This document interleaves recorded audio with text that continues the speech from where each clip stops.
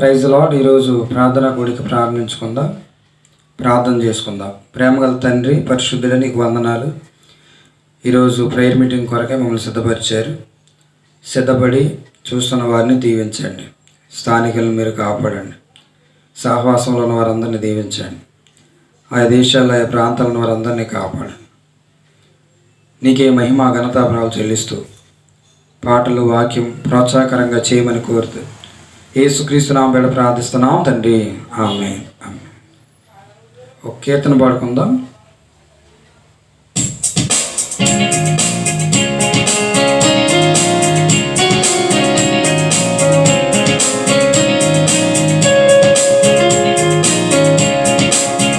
యేసుని వెదకని వారికి దొరికెను. యేసుని వెదకని వారికి దొరికెను. ఎరుగుము ఓ ప్రియుడా, యేసుని దైవము. ఎరుగుము ఓ ప్రియుడా, యేసుని దైవము.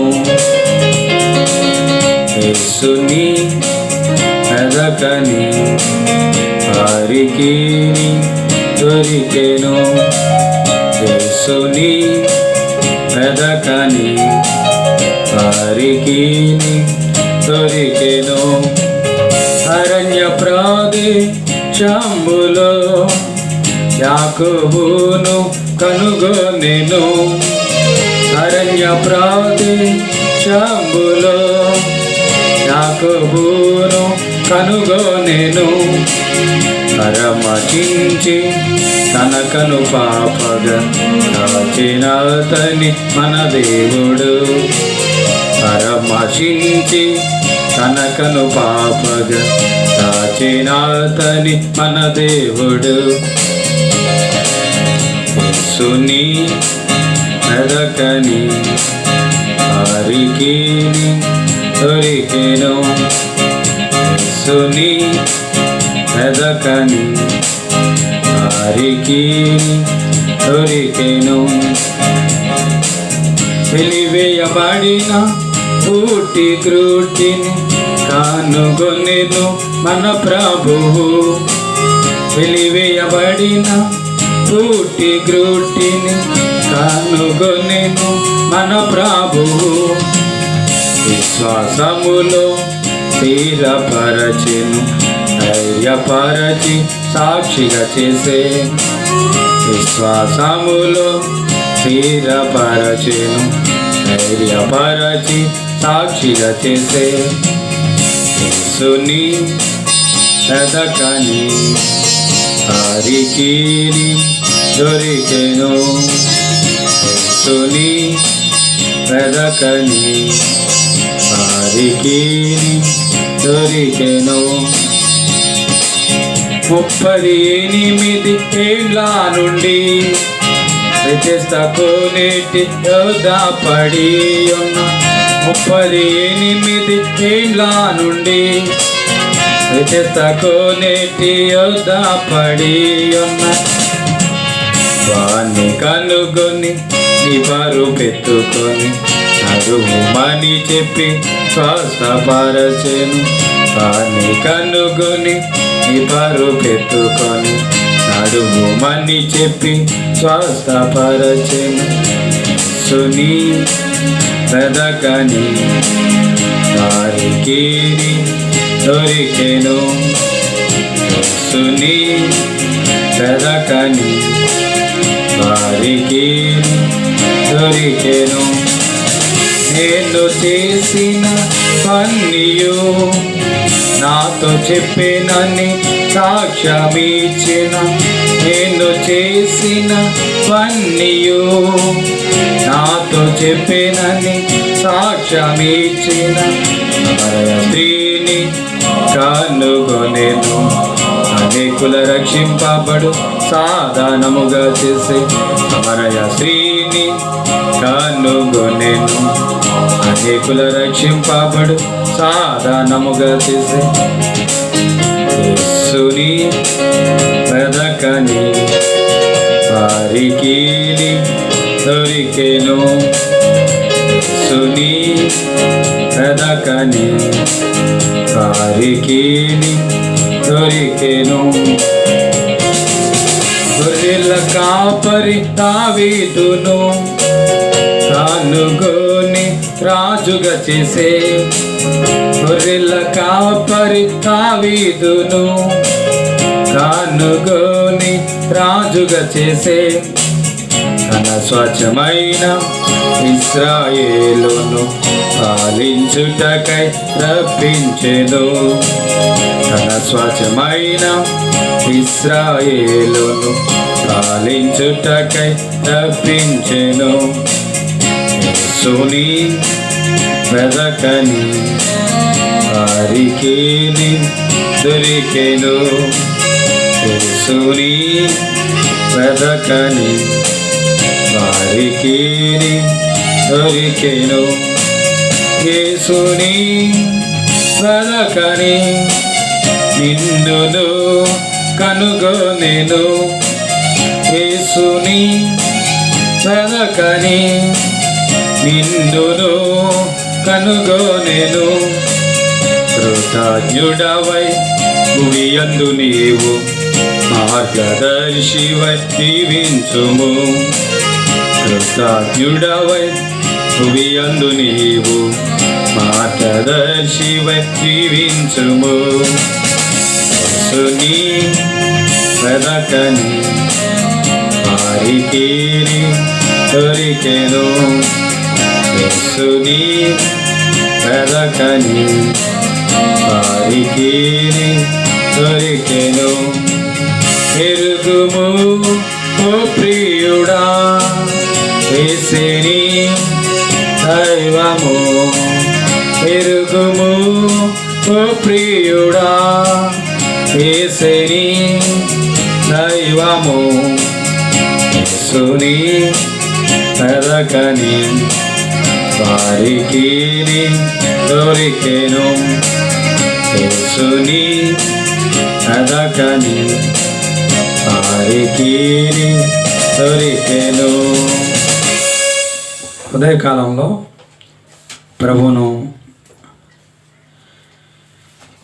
ప్రభువుకు మహిమ కలిగినట్లుగా, ప్రభువును ప్రార్థించినట్లుగా దేవుని వాక్యంలో నుండి వర్తమానాన్ని మనం విందాం. యెషయా గ్రంథం 65వ అధ్యాయం 1వ వచనం. అందరూ కలిసి చదువుకుందాం. నా యొద్ద విచారణ చేయని వారిని నా దర్శనంకు రానిచ్చి తిని, నన్ను వెదకిన వారికి నేను దొరికి తిని.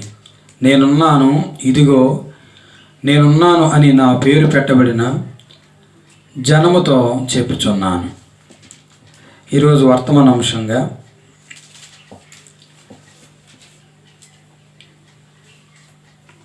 నా యొద్ద విచారణ చేయని వారిని నా దర్శనముకు రానిచ్చి తిని, నన్ను వెదకిన వారికి నేను దొరికి. ఈ వచనం మీదే పాట కూడా మనం విన్నాం. నన్ను వెదకిన వారికి నేను దొరికానన్నాడు ప్రభు. పాత నిబంధన గ్రంథం నుండి కానివ్వండి, క్రొత్త నిబంధన గ్రంథం నుండి కానివ్వండి,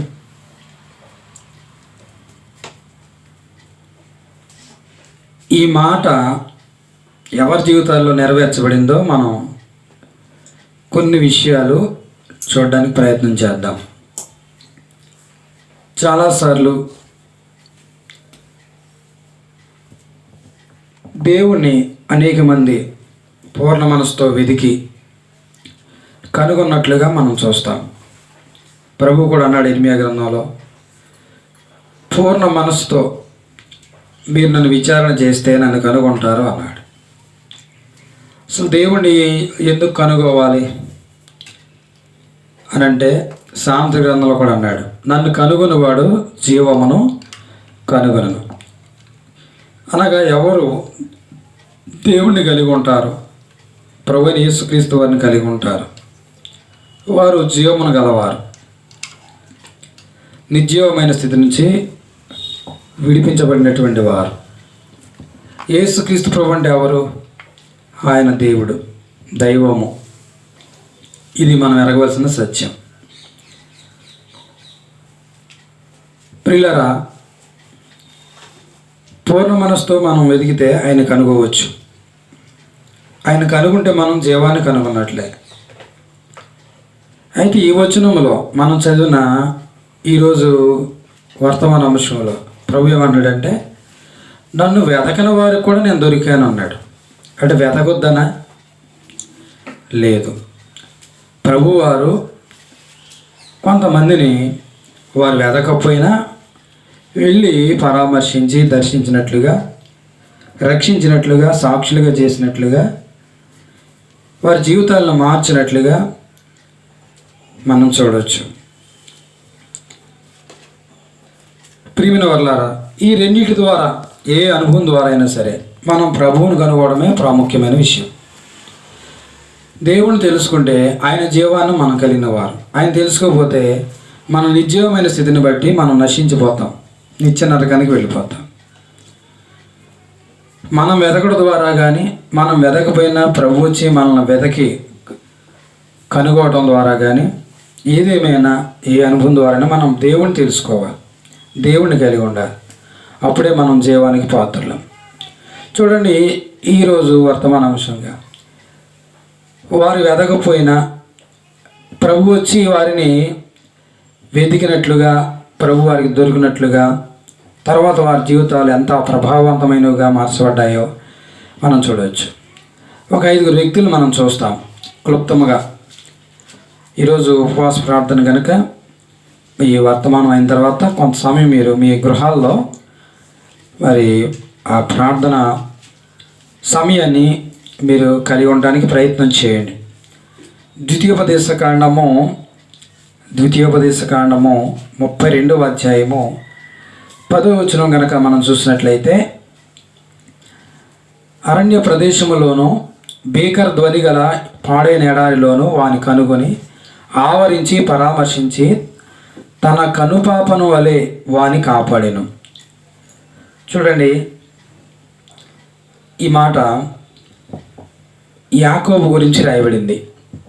ముందు యాకోబు పెనియేలులో పోరాటం జరిగిన తర్వాత ఇశ్రాయేలుగా దేవుడు తన పేరు మార్చాడు. తన పాపాలను ఒప్పుకొని క్షమించబడిన తర్వాత, ఏం పేరా నీ పేరంటే యాకోబు అన్నాడు.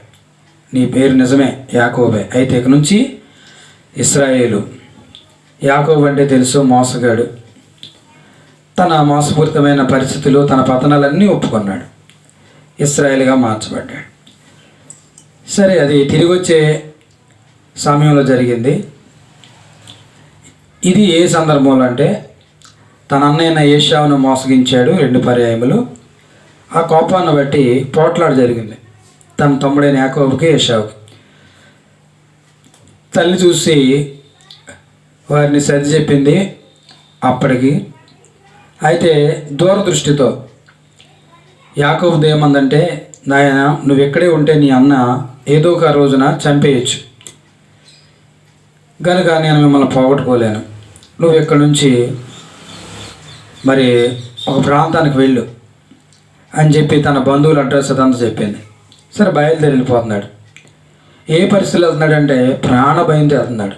తన అన్నగారైన ఏశావు యొక్క భయం, ప్రాణ భయం, చంపుతాడేమో అని భయంతో వెళ్ళిపోతున్నప్పుడు, ఆదికాండం 28వ అధ్యాయంలో మనకు తెలుసు, బాగా అలసిపోయినప్పుడు ఒక రాయిని తలగడ చేసుకుని పడుకున్నప్పుడు ప్రభు దర్శించాడు. ఆ మాటలు ఇక్కడ రాశాడు.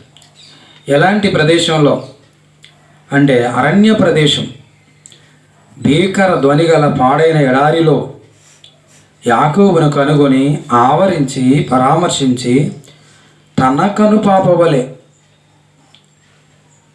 ఇప్పుడు మన కనుగుడ్డును ఇంకొక వ్యక్తి యొక్క కనుపాపతో మనల్ని కాపాడలేడు. మన కనుగుడ్డును మన కనుపాప మాత్రమే శ్రద్ధ తీసుకోగలదు. కంట్లో ఏ నలుసు పడుతుందో ఏంటో పక్కనలో తెలియదు. అలాగూ నా దేవుడు యాకోబును తన కనుపాప వలె కాపాడాడంట. చూసారా, అరణ్య ప్రదేశంలో పాడైన ఎడారిలో ప్రాణభయంతో పారిపోవచ్చున్నటువంటి యాకోబును దేవుడు కనుగొని ఆవరించి పరామర్శించాడంట. తన కనుపాప వలె ఆయన కాపాడాడు. యాకోబేమో ప్రాణభయంతో పారిపోతుంటే దేవుడు ఆయన వెదకి అరణ్య ప్రదేశంలో కనుగొని పరామర్శించి ధైర్యపరిచి అనేకమైన వాగ్దానాలు ఇచ్చి, నేను నీకు తోడుగా ఉంటా, నువ్వు వెళ్ళే ప్రతి స్థలంలో నీతో వస్తా, నువ్వు మరలా ఇక్కడికి వచ్చే వరకు నిన్ను విడిచిపెట్టను, నేను నీతో చెప్పింది నెరవేర్చే వరకు నిన్ను విడిచిపెట్టను. ఏమంటే యాకోబు ఏమన్నా ప్రార్థన చేశాడో, పడుకున్నాడు హాయిగా. అయితే ఆ దేవుడు ప్రత్యక్షమై ఆయన కనుగొని ఎన్నో వరాలు ఇచ్చి, ఎన్నో ఆశీర్వాదాలు ఇచ్చి, ఎన్నో వాగ్దానాలు ఇచ్చి, ధైర్యపరిచి, అభయం ఇచ్చి పంపాడు. తిరిగి ఆశీర్వాదంతో వచ్చాడు. కానీ మొట్టమొదటగా అరణ్య ప్రదేశంలో భీకర ధ్వని గల పాడైన ఎడారిలో యాకోబు ప్రార్థించకపోయినా, యాకోబు కనుగోకపోయినా, యాకోబు మోసంలో ఉండగా, ప్రాణభయంతో పారిపోతూ ఉండగా ఆ దేవుడు తనకు ప్రత్యక్షమై తనతో మాట్లాడాడు. అనేకమైన మొక్కుబడులు చేసుకున్నాడు, అనేక వాగ్దానాలు పొందుకున్నాడు, అనేక ఆశీర్వాదాలు పొందుకున్నాడు. ప్రియమైన వాళ్ళారా, యాకోబు వెదకపోయినా దేవుడు ఆయనకు ప్రత్యక్షమై వెదికి ఆయనకు దొరికి అనేక ఆశీర్వాదాలు ఇచ్చాడు. దేవుడు ఇచ్చిన వాగ్దానాల ప్రకారమే మరలా క్షేమంగా తిరిగి వచ్చాడు. ఎన్నో ఆపదలు తన జీవితంలో ఎదురయ్యాయి, వాటన్నిటి నుండి తప్పించాడు. తర్వాత ఒక జనముగా తనను ఆశ్రయించాడు, ఒక దేశముగా తనను ఆశ్రవదించాడు. అలాగే కీర్తన గ్రంథంలో 78వ అధ్యాయం 70 వచనం చదువుతాను చూడండి. కీర్తన గ్రంథం 2వ వ్యక్తి 78 కీర్తన గ్రంథం 78వ అధ్యాయము కీర్తన గ్రంథం 70 వచనం నుంచి, తన దాసుడైన దావీదును కోరుకొని గొర్రెల దొడ్లలో నుండి అతను పిలిపించాడు. పాడి గొర్రెలను వెంబడించుట మాన్పించి తన ప్రజలైన యాకోబును తన స్వాస్థ్యమైన ఇశ్రాయేలు మేపుడికై ఆయన అతన్ని రప్పించు. అతడు యథార్థ హృదయుడే వారిని పాలించెను, కార్యములు యందు నేర్పరియే వారిని నడిపించు. చూడండి దావీదు సంగతి. దావీదు తల్లిదండ్రులు ఇద్దరు మరి దేవుని యందు భయభక్తులు గలవారే. దావీదు యొక్క అన్నలేమో సైనికులు. అయితే దావీదు ఉద్యోగం ఏంటో మనకు తెలుసు, గొర్రెల కాపరి. ఎప్పుడు కూడా నేను ఇశ్రాయేల్ దేశానికి రాజును అవుతాను, ఇశ్రాయేల్ రాజు కూర్చునే సింహాసనం నేను కూర్చుంటాను అని ఎప్పుడు కల్లో కూడా ఆలోచించుకుని ఉండడు. ఎవరు? దావీదు.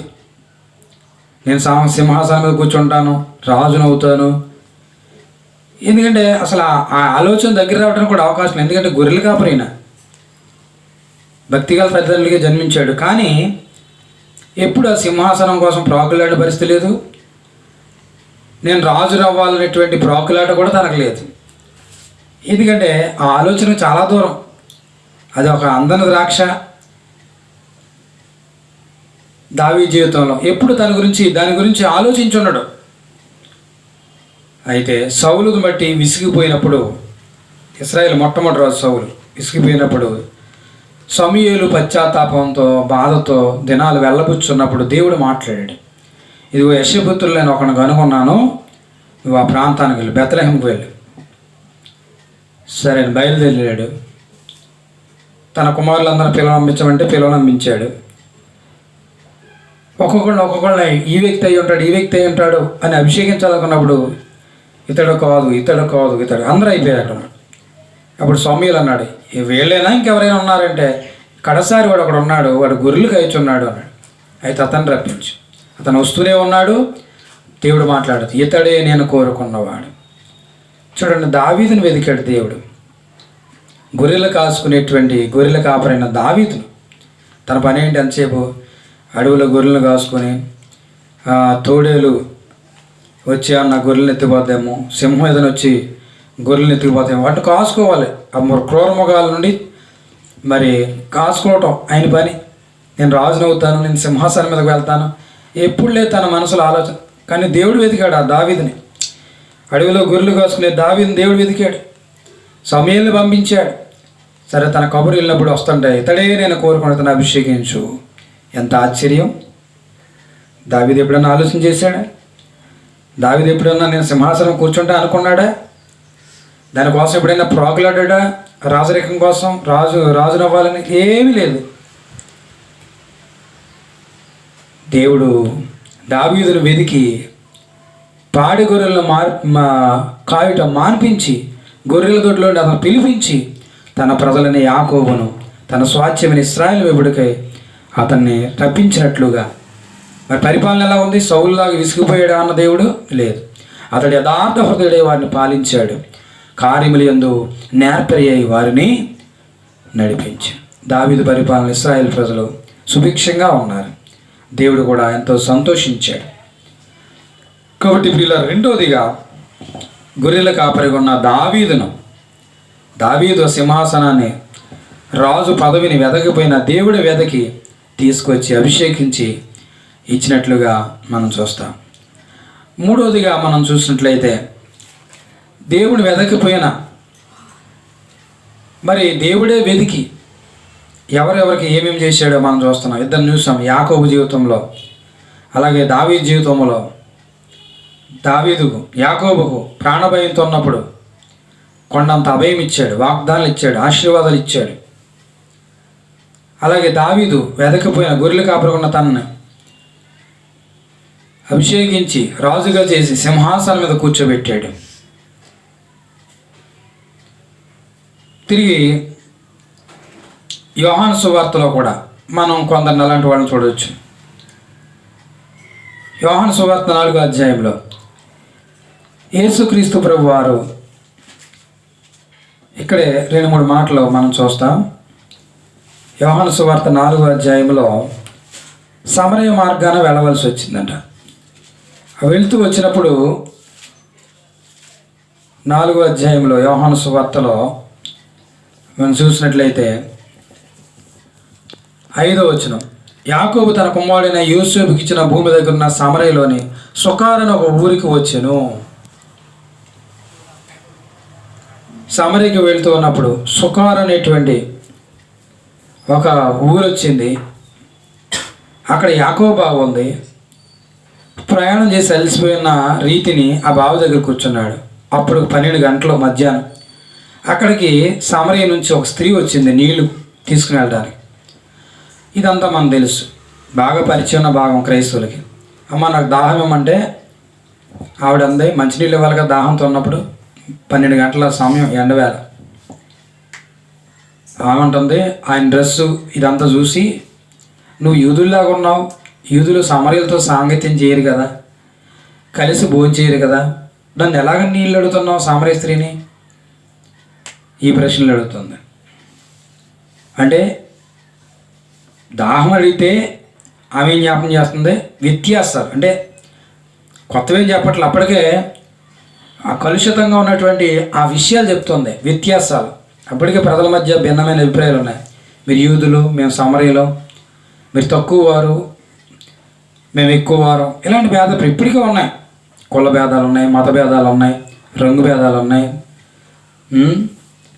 మరి గోత్ర భేదాలు ఉన్నాయి, ప్రాంత భేదాలు ఉన్నాయి, భాష భేదాలు ఉన్నాయి, చాలా భేదాలు ఉన్నాయి. ఇప్పటికీ ఆవిడ కూడా కొత్తవేం చెప్పట్లేదు, జరిగి అనుభవిస్తున్నవే చెప్తున్నాయి. సమరయులు తక్కువ వాళ్ళు యూదుల దృష్టిలో. మేము తక్కువ వాళ్ళం కదా, మమ్మల్ని నీళ్ళు ఎలా అడుగుతున్నావు? ఈ ప్రశ్నలన్నీ అడుగుతూ వచ్చింది ఎవరు? అడుగుతుంది ఎవరు? యేసు ప్రభు. యేసు ప్రభు ఎవరండి? యేసుక్రీస్తు అందరికీ ప్రభు. ఓ కులానికో, మతానికో, ఓ జాతికో, వర్గానికో, ఓ దేశానికో, ప్రాంతానికో, భాష మాట్లాడేవారు కాదు. యేసుక్రీస్తు అందరికీ ప్రభు, సర్వలోక రక్షకుడైన, సర్వలోక రక్షకుడు. తర్వాత ఇక సంభాషణ అంతా మనం తెలిసిందే. వాడు తన పర్సనల్లోకి వెళ్ళాడు ప్రభువారు. అమ్మ నీ పెనిమిటి తీసుకురా అన్నాడు. అయ్యా నాకు పెనిమిటి లేడు. నిజమే చెప్పావు, నీకు 5 పెనిమిట్లు ఉన్నారు, ఇప్పుడు ఉన్నవాడు కూడా నీవాడు కాదు అని అంటే ఆవిడ మొత్తం పుట్టంతా బయటపెట్టిపోయింది. ఈయనేంటి నా చరిత్ర, నా పర్సనల్ లైఫ్ అంతా చెప్పేస్తున్నాడు అని చెప్పి ఆశ్చర్యపోయింది. నేను చేసినవన్నీ ఎలా చెప్పేయగలుగుతున్నాడు అంటే, అమ్మ నేను మెస్సియాను క్రీస్తు అనబడిన మెస్సియా వచ్చిన ఎందుకంటే నేను మాట్లాడేది నేనమ్మా, ఆ మెస్సియా నేనే అన్నప్పుడు అప్పుడు ఆమె ఎంతో ఆశ్చర్యపోయింది.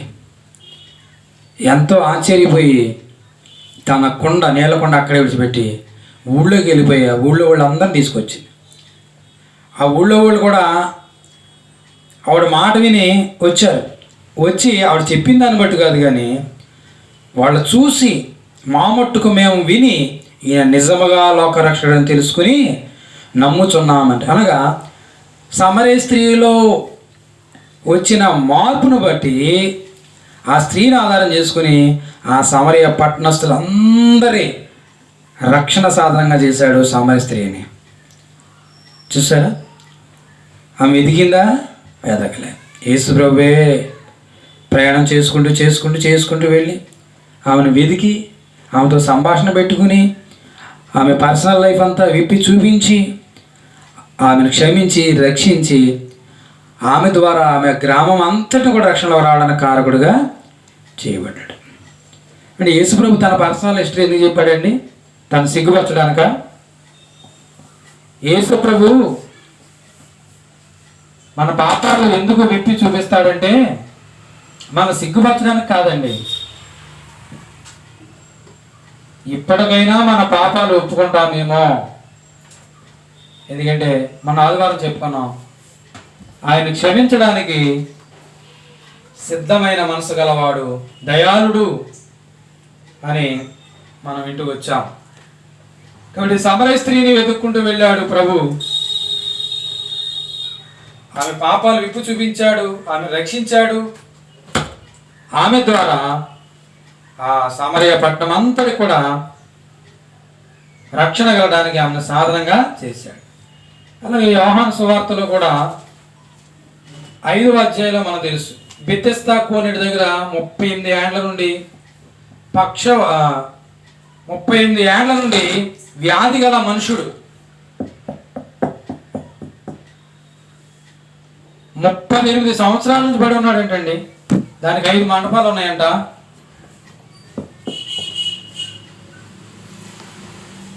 దానికి ఉండే ప్రత్యేకత ఏంటంటే అనేక మంది లోతులు వస్తున్నారు. ఏంటంటే అక్కడ బాగుపడడానికి అవకాశం ఉంది.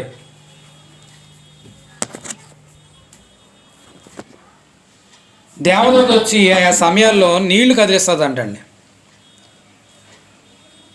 ఆ నీళ్లు కదిలించినప్పుడు ఎవరు ముందు కదిగితే ఏ వ్యాధి గలవారైనా వాళ్ళు స్వస్థత పొందుతారంట. అది ఆ బెతెస్దా కోనేటికున్న విశేషం. బెతెస్దా అంటేనే స్వస్థత.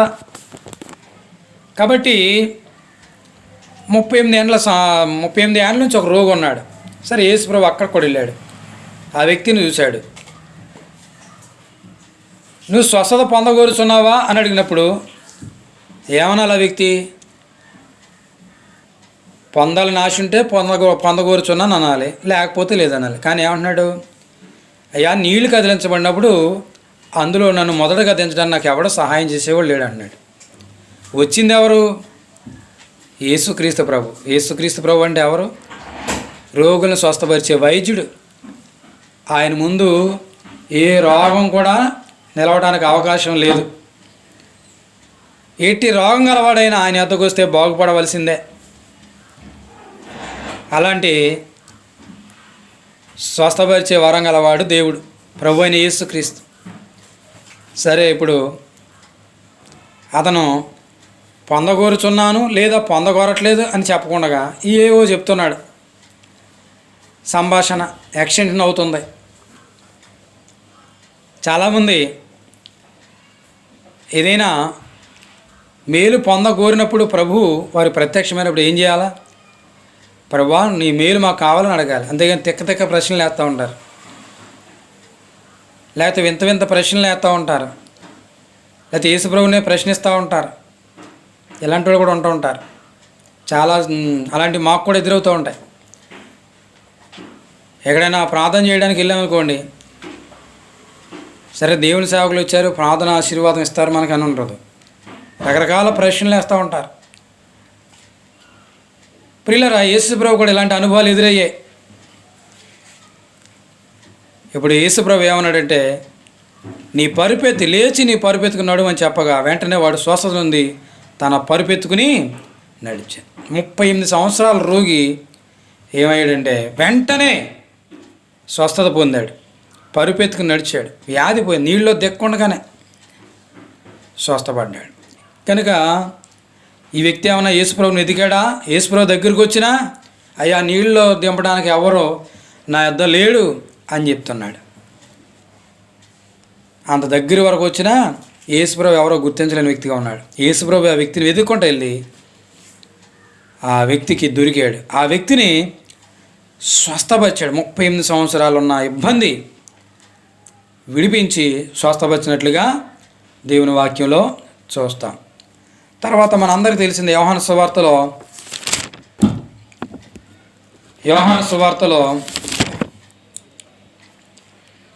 10వ అధ్యాయంలో యోహాను సువార్త 9వ అధ్యాయంలో మనందరికీ తెలుసు. యోహాను సువార్తలో పుట్టిగ్రుడ్డిని యేసుప్రభు వారు స్వస్థపరిచారు, మనందరికీ తెలుసు. స్వస్థపరిస్తే తల్లిదండ్రులు కూడా భయపడ్డారు. పరిసయ్యులు శాస్త్రులు వెళ్ళి, ఏమమ్మా మీ అబ్బాయిని ఎవరు స్వస్థపరిచారంటే యేసుప్రభు అని చెప్పడానికి చాలా భయపడ్డారు. అయ్యా వాడు వయసు వచ్చినోడు, వాడినే అడగండి అని చెప్పారు తప్ప నజరేయుడైన యేసు అని చెప్పలేపారు. మరి ఆ గుడ్డివాడు, చూపు పొందిన ఆ గుడ్డివాడు ఏమని చెప్పాడంటే, ఎవరు అడిగితే వాళ్ళు చెప్తున్నాడు, నజరేయుడైన యేసు అన్నయ్య నన్ను స్వస్థపరిచాడు. ఎన్నిసార్లు అడిగిన అదే సాక్ష్యం. చివరికి ఏమైందంటే పరిసయ్యులు ఆ గుడ్డివాడు బలంగా సాక్ష్యం ఇస్తున్న కారణాన వాడిని వెలివేశారు. వెలివేస్తే యేసుప్రభు వారు విని విడిచిపెట్టేయలేదండి. పోనీ వాడేమైనా వెతుక్కుంటా వచ్చాడా? లేదండి.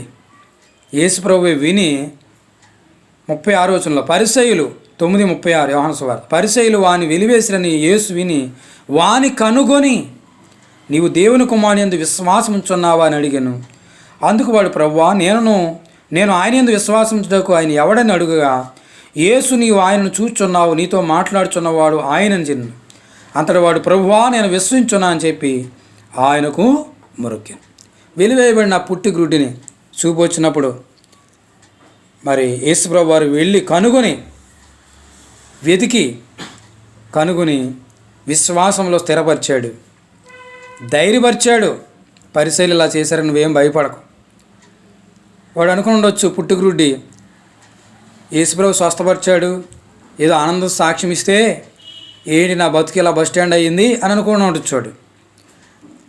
అయితే ఇలా దుఃఖపడుతున్నాడు. ఈలోపు యేసుప్రభు వారు విని ఆయన కనుగొన్నాడు. నేను యేసుప్రభు గారి గురించి సాక్ష్యం ఇస్తే నా బతికేంటి ఇలాగయింది అని ఒకవేళ దుఃఖపడవచ్చేమో. ప్రియులారా, మనం కూడా మన జీవితాల్లో యేసుప్రభు వారి గురించి ఆయన నమ్మి సాక్ష్యం ఇస్తున్నప్పుడు కొన్ని ఇబ్బందులు లోకం ద్వారా ఎదురవుతాయి. ఒరిస్సాలో విన్నాను, యేసుప్రభు నమ్మిన కారణం చేత కాల్చి చంపేశారంటే ఒక యవ్వనస్తుడిని. ఒరిస్సాలో ఇలాంటి ఘటనలు జరుగుతున్నాయి, చాలా చోట్ల జరుగుతున్నాయి. కనుక యేసుప్రభు మీద విశ్వాసం ఉంచిన కారణం చేత లోక సంబంధాలు బట్టి కొన్ని ఇబ్బందులు ఎదురవుతాయి. కొంతమంది ప్రాణాలు కూడా కోల్పోతున్నారు. అయితే ఆయన విడిచిపెట్టేవాడు కాదు. తన కొరకు ప్రాణం పోగొట్టుకుంటే ప్రాణాన్ని దక్కించుకుంటాం, మనం నిత్య జీవంలో ఉంటాం. అందుకనే ప్రభువారు అన్నాడు మత్తయి సువార్త 10వ అధ్యాయంలో, ప్రాణమును దేహమును నరకంలో వేసేవానికి భయపడండి, దేహాన్ని చంపే వాళ్ళకి భయపడొద్దు అన్నాడు. కనుక వెలివేయబడిన ఈ వ్యక్తిని కనుగొన్నాడు, స్వస్థపరిచినందుకు, చూపునిచ్చినందుకు, యేసుప్రభు గురించి సాక్ష్యం ఇచ్చినందుకు వెలివేశారు. తను ధైర్యపరిచాడు. నువ్వేం బాధపడక అబ్బాయి, ధైర్యంగా ఉండని ధైర్యపరిచి విశ్వాసంలో స్థిరపరిచి తను ఒక సాక్షిగా చేశాడు యేసుప్రభు వారు. ఈ విధంగా అనేక మంది ఆయన వెదకపోయినా పుట్టి గ్రుడ్డిని, సమరయ స్త్రీని, అలాగే 30 ఏండ్ల నుండి బెతెస్దా కోనేటి వద్ద పడి ఉన్న రోగిని, ఇలాంటి వాళ్ళందరినీ కూడా ప్రభువారు కనుగొంటూ వచ్చారు. అరణ్య ప్రదేశంలో పాడినీడలో ఉన్న ప్రాణభయంలో ఉన్న యాకోబును, గొర్రెల కాపరిగా ఉన్న దావీదును వాళ్ళు వెదకపోయినా దేవుడు వారిని వెదికి పట్టుకుని మరి చూపులేని వారికి చూపించాడు, పాపి అయినటువంటి స్త్రీకి రక్షణ ఇచ్చాడు. ఆమె ద్వారా గ్రామాంతరం రక్షించాడు. రోగి అయిన వ్యక్తిని స్వస్థపరిచి నడిపించాడు. అలాగే వెలివేయబడిన ఆ పుట్టుగురుడిని సాక్షిగా చేశాడు, విశ్వాసంలో స్థిరపరిచి. యాకోబును కనుగొని వాగ్దానాలు ఇచ్చి అభయమిచ్చి ఆశీర్వదిస్తూ వచ్చాడు. ప్రియులరా, వారికే కాదు, మనలో కూడా చాలామంది, నీవు నేను అనేకులు వెదకపోయినా ఆయన మనకు దర్శనమిచ్చి ఆయన మనల్ని కనుగొని ఆయన మనం రక్షించిన వాడిగా ఉన్నాడు. ఇప్పుడు మనం ఏం చేయాలా? కృతజ్ఞులమై ఉండాలా. ఈ భూలోకంలో మనం జీవించిన కాలంలో అనేకులకు మార్గదర్శులంగా, అనేకులకు రక్షించబడడానికి సాధనంగా మన జీవితాన్ని కొనసాగించుకోవాల్సిన వారంగా ఉన్నాం. అదే దేవునికి మహిమ. అంతేగాని నేను వెదకపోయిన యేసుప్రభు వచ్చి నన్ను పట్టుకున్నాడు, ఆయనకి పని లేదు పాట లేదు అని అనాలోచనగా తలంచవద్దు. చెడు మార్గాన్ని అనుసరించవద్దు. చెడు ఆలోచనలు పెట్టుకోవద్దు. అనేకులు పూర్ణ మనసుతో వెతికి ఆయన కనుగొన్నారు. ఒకవేళ నువ్వు వెదకపోయినా ఆయన నిన్ను వెతుక్కుంటూ వచ్చాడు. సువార్త పత్రికలోనూ, సువార్త రూపంలోనూ, దేవుని సేవకుల రూపంలోనూ. ప్రియులారా, దేవుని సేవకులు చెప్పడం ద్వారానో నిన్ను వెదకి రక్షించుకున్నాడు. వాక్యం ద్వారానో పాటల ద్వారా నిన్ను దర్శించాడు. నేను వెదకపోయినా ఆయన వచ్చాడు, నేను కావాలని ఈ మార్గంలో రాలేదు, ఆయన రమ్మంటని వచ్చాను, ఇలాంటి మాటలొద్దు. నువ్వు సాక్షిగా ఉండు, కృతజ్ఞుడుగా ఉండు, మార్గదర్శుడుగా ఉండు, అనేకులు రక్షించబడడానికి సాధనంగా ఉండు. దేవుడి మాటలు మనకు దీవెనకరంగా చేయును గాక. ప్రార్థన చేద్దాం. ప్రేమగల తండ్రి, నీకు వందనాలు, స్తోత్రాలు. ఈరోజు శుక్రవారం ప్రేయర్ మీటింగ్ కొరకై మీరిచ్చిన వర్తమానాన్ని బట్టి వందనాలు. యెషయా గ్రంథం 65:1, నా యొద్ద విచారణ చేయని వారికి నా దర్శనం రానిచ్చాను, నన్ను వెదగిన వారికి నేను దొరికాను అని నీ వాగ్దానాలను బట్టి వందనాలు. యాకోబును కనుగొన్నారు, దావీదును కనుగొన్నారు, అలాగే సమరయ స్త్రీని కనుగొన్నారు. ప్రభా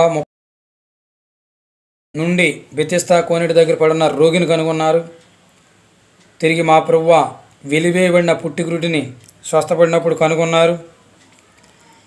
ఈ విధంగా అనేక మందిని కనుగొన్నారు. ప్రభువా, మరి నన్ను అలాగే ఇంకా అనేకుల్ని మీరు కనుగొని సాక్షులుగా చేశారు. ఆ సమరయ స్త్రీ రక్షించబడి అనేకుల రక్షణ కొరకు ఎలా పాటుపడిందో అలాంటి జీవితాలుగా మా జీవితాలు ఉండడానికి సాయం చేయండి.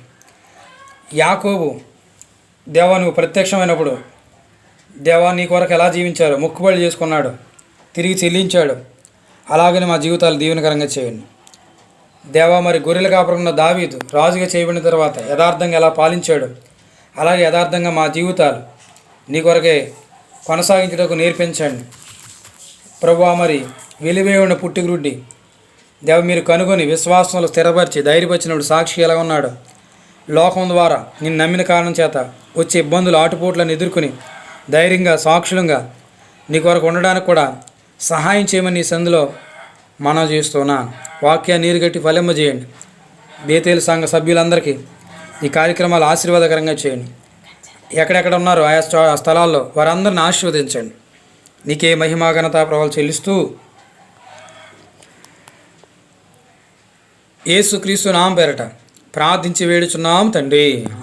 పరమ తండ్రి అని దేవుని ప్రేమ, ప్రభువైన యేసుక్రీస్తు కృప, పరిశుద్ధాత్మని ఆశీర్వాదాలు స్థానిక సంఘానికి, సహవాసికులకు, వినే ప్రతి ఒక్కరికి కూడా పరిశుద్ధాత్మదేవుడు తోడుగా ఉండి తన యొక్క ఉన్నతమైన ఉద్దేశంలోనికి ప్రతి ఒక్కరిని సమకూర్చుకుని ఆశీర్వదించును గాక. ఆమేన్.